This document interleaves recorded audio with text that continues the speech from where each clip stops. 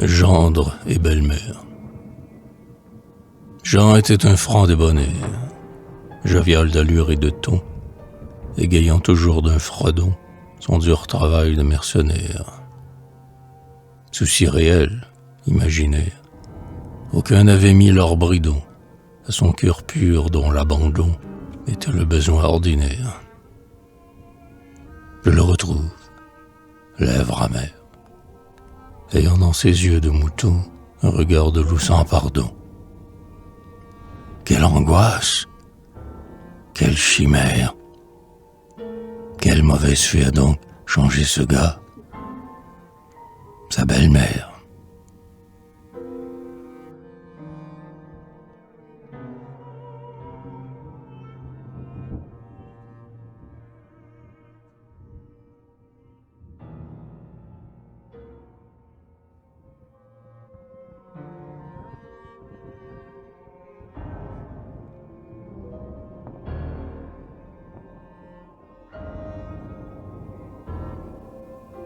Il n'aurait pas connu la haine sans la vieille au parler bénin, qui d'un air cafard de nonne l'affligeait et raille à sa peine.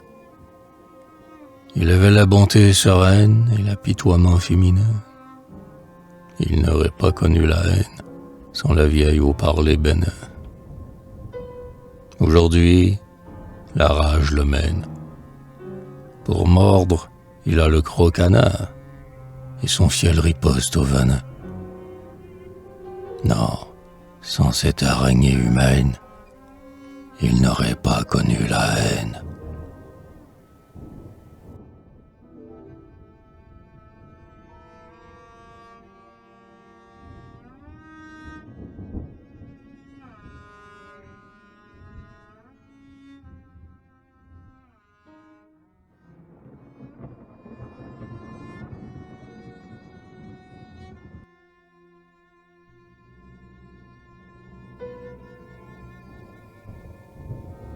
Et il devint fou. Comme un bandit, il vivait seul dans un repaire. Âme et corps, gendre, époux et mère, se croyant jamais maudit. Tant et si bien que, s'étant dit qu'il n'avait qu'une chose à faire, assassiner sa belle-mère ou se tuer. Il se pendit. Au sourd roulement du tonnerre, que toujours plus la rajourdit, son corps décomposé froidi, veillé par un spectre sévère. Encore, toujours, sa belle-mère.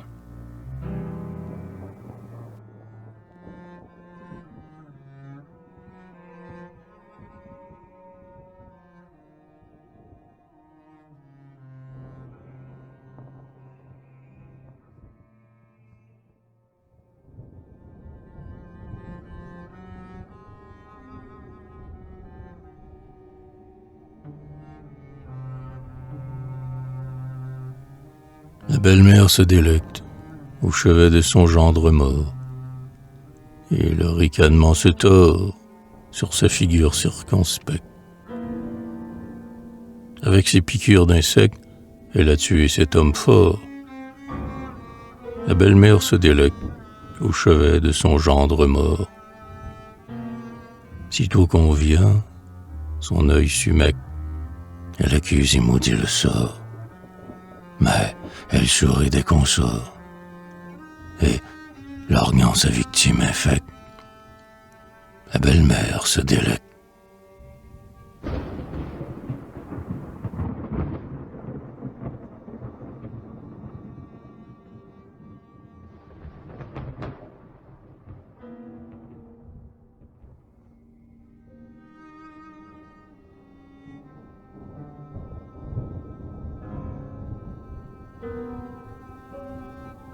Enterrée, le soir, sans attendre, sur sa tombe elle est à genoux.